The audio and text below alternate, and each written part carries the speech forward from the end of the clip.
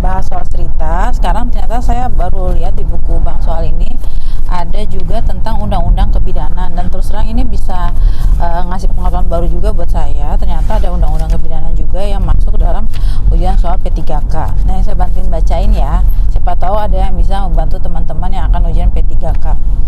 Nah, pertanyaan pertama adalah regulasi yang mengatur tentang kebidanan diatur dalam, pilihannya itu ada Undang-Undang Nomor 8 Tahun 2019, ada Undang-Undang Nomor 4 Tahun 2019, ada Undang-Undang Nomor 6 Tahun 2018, ada Undang-Undang Nomor 8 Tahun 2016, dan ada Undang-Undang Nomor 18 Tahun 2014.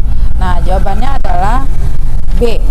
Jadi yang mengatur Undang-Undang kebidanan adalah Undang-Undang Nomor 4 tahun 2019. Jadi jawabannya Undang-Undang Nomor 4 besok kalau ada soal regulasi yang mengatur tentang kebidanan tahun 2019. Nomor 2, pendidikan kebidanan terdiri atas, nah pilihannya itu ada pendidikan non akademik, vokasi, magister, klinik, dan fungsional dan struktural. Jadi jawabannya pendidikan kebidanan itu terdiri atas 3. Jadi dari Undang-Undang Nomor 4 tahun 2019 itu ada ditulis bahwa pendidikan kebidanan itu terdiri dari pendidikan akademik, pendidikan vokasi, dan pendidikan profesi. Jadi saya ulangin ya, di Undang-Undang Nomor 4 tahun 2019 terdiri dan di pasal 4 ya, pendidikan kebidanan itu terdiri atas pendidikan akademik, pendidikan vokasi, dan pendidikan profesi. Nah, pertanyaan nomor 3, bidan paling banyak mendapatkan SIPB itu berapa? SIPB atau surat izin praktek bidan. Nah, ternyata bidan paling banyak berdasarkan pasal 26 Undang-Undang Nomor 4 tahun 2019, surat izin prakteknya itu paling banyak adalah 2 tempat praktek atau 2 SIPB, yaitu 1 di tempat praktek mandiri dan 1 di fasilitas pelayanan kesehatan. Nomor 4, pendidikan akademik itu terdiri atas 3, yaitu sarjana, magister, dan doktor. Nah, jadi kalau jawaban yang salah karena ada kecuali, pendidikan akademik terdiri atas kecuali artinya kamu pilih kalau sarjana, magister, doktor benar, jawabannya berarti yang kecuali adalah A, program diploma. Ya, ini agak hati-hati juga, soalnya besok mungkin akan ada yang ada kecualinya itu. Nah, jadi kalian harus agak teliti juga baca soalnya. Nomor 5, yang dapat melanjutkan program pendidikan profesi adalah, jawabannya adalah A, lulusan pendidikan akademik. Jadi saya ulangi, berdasarkan Undang-Undang Nomor 4 Tahun 2019 Pasal 5 Ayat 2, lulusan pendidikan akademik sebagaimana dimaksud pada ayat 1 huruf A dapat melanjutkan program pendidikan profesi. Jadi jawabannya adalah lulusan pendidikan akademik. Nomor 6, ini panjang soalnya nomor 6, cuman ujung-ujungnya jawabannya sedikit, tapi saya bacain ya.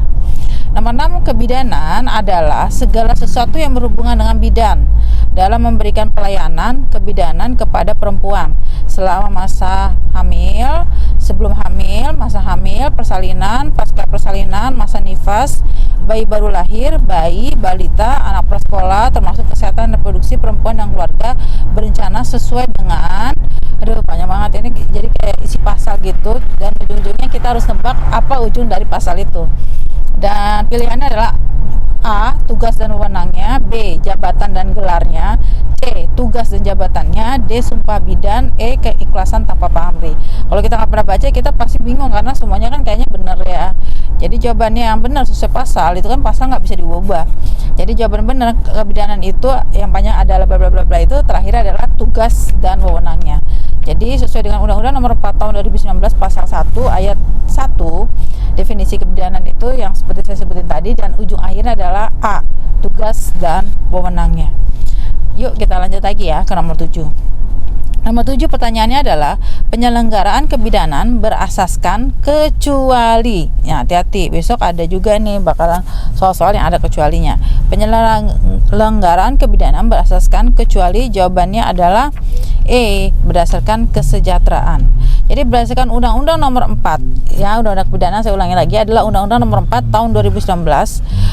Pasal 2-nya dituliskan penyelenggaraan kebidanan berasaskan perikemanusiaan, nilai ilmiah, etika dan profesionalitas, manfaat, keadilan, perlindungan, dan keselamatan klien. Jadi kalau ditanya kecuali yang di luar itu, nah kamu nggak hafal, ya udah kamu ingat aja jawaban saya adalah kesejahteraan.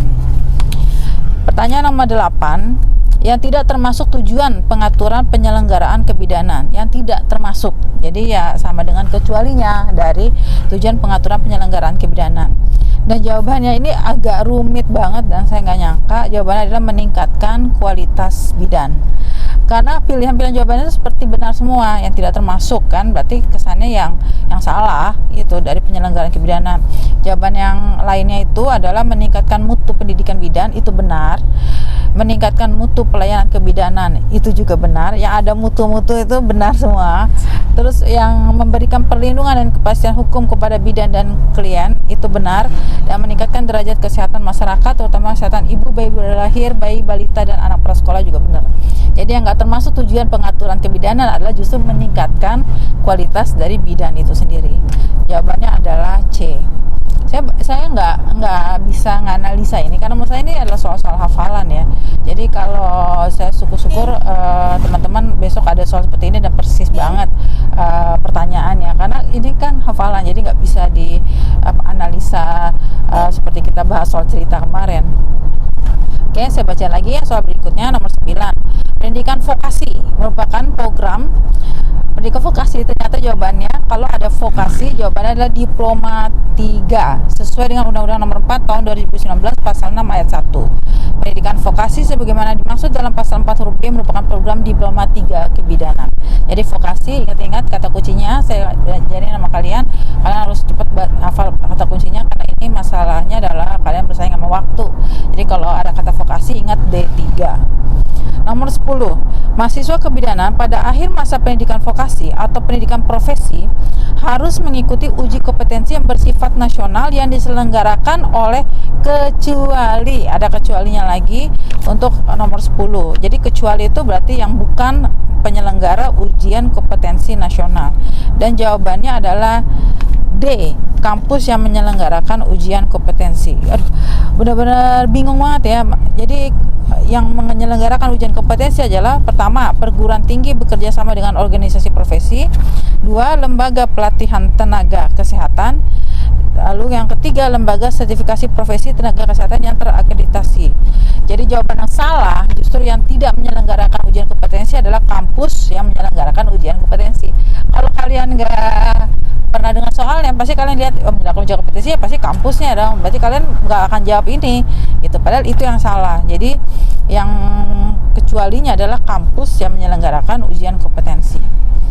Nomor 11, yang tidak termasuk persyaratan membuat STR, yang tidak termasuk sama aja yang kecualinya. Syarat yang membuat STR yang tidak perlu dimasukkan ke syarat membuat STR adalah C. Ya, ini sih menurut saya agak gampang, memiliki batas nilai pelatihan. Ya, jadi kalau orang bikin STR kan pasti butuh ijazah, benar tuh jawabannya, pasti butuh sertifikat kompetensi atau sertifikat profesi. Dokter juga begitu kan. Terus pernyataan mengucapkan sumpah profesi dan pernyataan tertulis untuk mematuhi ketentuan etika profesi. Yang tidak termasuk adalah memiliki batas nilai pelatihan. Ini ada 20 soal, jadi aku bacain tinggal sekitar 9 pertanyaan lagi. Agak rumit dan lebih sulit ya memang. Kalau undang-undang kayak gini kayak hafal mati aja udah gitu, karena kan kita nggak bisa analisa soalnya karena memang ya undang-undang, masa mau diubah-ubah gitu. Nomor 12, yang tidak termasuk persyaratan untuk registrasi ulang STR adalah memiliki surat pernyataan telah mengucapkan sumpah janji profesi atau D. Jadi kalau berdasarkan Undang-Undang Nomor 4 Tahun 2019 Pasal 22 ayat 2, persyaratan untuk registrasi ulang STR adalah memiliki STR lama, ya lah kan mau diganti. Makanya pasti syaratnya STR lama harus ada sertifikat kompetensi atau sertifikat profesi. Mungkin itu kenapa beberapa bidan yang mau buat STR pasti ikut pelatihan MU gitu kan, yang dibuat, yang saya juga pernah posting videonya. Lalu memiliki surat keterangan sehat fisik dan mental dan membuat pernyataan tertulis untuk melaksanakan etika profesi, telah mengabdikan diri sebagai tenaga profesi atau vokasi dan memenuhi kecukupan dalam kegiatan pelayanan pendidikan pelatihan. Jadi yang tidak termasuk adalah memiliki surat pernyataan mengucapkan sumpah janji atau profesi. Ya mungkin kalian bisa ingat aja, kalau masa setiap kalian ganti STR kalian mesti ngucapin sumpah, ya enggak lah, aneh banget gitu loh. Sumpah ya udah seumur hidup lah gitu. Nomor 13, SIPB atau strategi praktek bidan tidak berlaku apabila kecuali berarti dia berlaku justru, ya enggak? Hati-hati loh, soalnya bakalan banyak jebakan nih kayak gini-gini nih. Jadi strategi praktek bidan tidak berlaku apabila kecuali, justru dia tetap berlaku. Berarti pertanyaannya berlaku apabila, jadi akan tetap berlaku kalau bidannya cuti. Ya kalau kalian cuti, ya kalian tetap SIP kalian kan bukan berarti jadinya nggak berlaku. Nah pilihan lainnya tuh bidan meninggal dunia, ya gimana masa meninggal dunia mau suruh praktek yang terus habis masa berlakunya. Jelas habis masa berlakunya ya pasti dia tidak berlaku, dicabut berdasarkan ketentuan peraturan perundang-undangan dan atau atas permintaan sendiri. Jadi kalau ada kata kecuali, SIP tidak berlaku apabila kecuali, berarti dia bilang ini masih berlaku. Jadi kalau kamu cuti, ya SPBB kamu atau strategi praktek kamu ya berlaku walaupun kamu cuti. Nomor 14, bidan WNI lulusan luar negeri yang akan menjalankan praktek kebidanan Indonesia wajib memiliki STR dan SPB yang diperoleh dengan mengikuti. Jadi kalau ada zaman sekarang kan mungkin akan ada pasar bebas ya, maksudnya orang bisa masuk tenaga kesehatan, gak hanya dokter, bidan, perawat bisa masuk dari luar negeri. Dan kalau dia lulusan luar negeri masuk, maka yang dia ikuti adalah B, evaluasi kompetensi. Udah hafal mati aja deh kalau kayak gini. Pokoknya kalau dari luar negeri mereka harus dievaluasi kompetensinya. Nomor 15, STR sementara bagi bidan warga negara asing berlaku paling lama. STR sementara berlaku paling lama berapa lama? Ternyata STR sementara untuk bidan warga negara asing berlaku B, 6 bulan. Itu ada di Undang-Undang Nomor 4 Tahun 2019 Pasal 31 Ayat 1. Jadi itu udah hafal aja. Nggak ada lagi toleransi, kalian mau analisa apapun tinggal hafal aja deh. Nomor 16, bidan lulusan pendidikan diploma 3 hanya dapat melakukan praktek. Jadi kalau kamu D3 hanya melakukan praktek di, jawabannya mestinya sih yang D3 tahu jawabannya hanya dilakukan praktek di A. Jawabannya adalah hanya melakukan praktek, hanya berarti cuma satu, fasilitas pelayanan kesehatan. Berdasarkan Undang-Undang Nomor 4 Tahun 2019 Pasal 43 Ayat 1, bidan lulusan pendidikan diploma 3 hanya dapat melakukan praktek kebidanan di fasilitas pelayanan kesehatan. Jadi yang D3 hanya bisa di fasilitas pelayanan kesehatan. Nomor 17, konsil harus menerbitkan STR paling lama titik-titik berapa hari kerja. Jadi konsil menerbitkan STR paling lama 1 bulan, jadi 30 hari. Jawabannya adalah C. Undang-Undang Nomor 4 Tahun 2019 Pasal 23, konsil harus menerbitkan STR paling lama 30 hari kerja terhitung sejak pengajuan STR diterima. Nomor 19, setiap bidan yang akan menjalankan praktik kebidanan wajib memiliki, ya kalian kalau ini salah, kalian aneh banget. Ini satu-satunya soal yang menurut aku dari sekian 20 soal ini yang paling gampang. Setiap bidan yang akan menjalankan praktik kebidanan wajib memiliki STR, C. Ya, sesuai dengan Undang-Undang Nomor 4 Tahun 2019 Pasal 21 Ayat 1. Mudah-mudahan mungkin kalian ditanya pasalnya. Besok mungkin akan ada pertanyaan STR, ada di pasal Undang-Undang Nomor 4 Tahun 2019 Pasal 21 Ayat 1. Ya, aku rasa feeling aku soal ini akan keluar. Entah bentuk tulis soalnya seperti apa, mungkin dia akan bercerita bahwa seorang bidan harus memiliki STR sesuai dengan undang-undang pasal berapa, mungkin ya kita nggak tahu sih, keberuntungan lah, kita nggak tahu soalnya bisa seperti apa. Undang-Undang Nomor 4 Tahun 2019 Pasal 21 Ayat 1 menyatakan bahwa seorang bidan yang ingin praktek wajib memiliki STR. Dan soal terakhir nomor 20 di soal tentang praktek undang-undang kebidanan ya.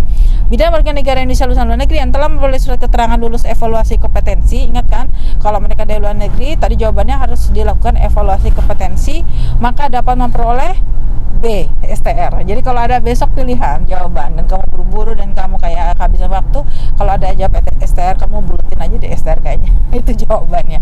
Jadi berdasarkan Undang-Undang Nomor 4 Tahun 2019 Pasal 32 Ayat 5, bidan warga negara Indonesia lulusan luar negeri yang telah memperoleh surat keterangan lulus evaluasi kompetensi dapat memperoleh STR. Ini benar-benar kecepatan tinggi banget, tapi aku belajar. Mudah-mudahan kalian juga bisa dapat insight atau bayangan kira-kira dari soal-soal itu, mungkin ada yang bisa masuk ke soal ujian besok kalian. Dan tetap semangat dan mudah-mudahan dikasih yang terbaik. Jangan lupa like, comment, share, dan subscribe channel YouTube Ceritana. See you.